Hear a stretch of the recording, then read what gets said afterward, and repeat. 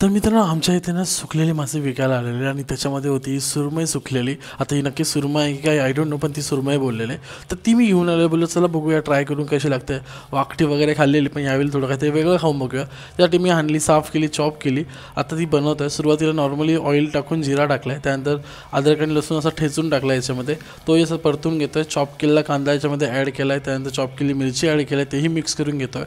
हे सगळं टाकल्यानंतर एक वाटण टाकलं आहे, त्याची मी डिटेल्समध्ये देईनच कॅप्शनमध्ये.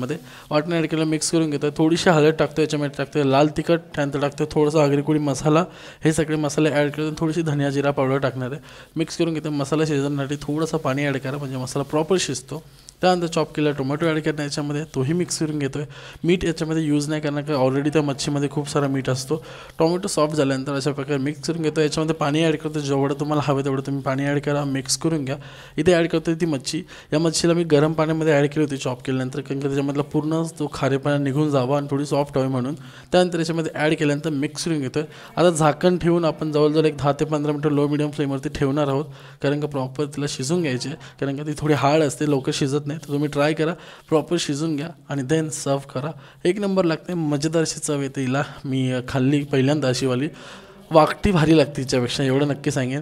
किंवा तुम्ही सुखा जो बागडा आहे तोही भारी लागतो. हिची पण टेस्ट ॲव्हरेज होती.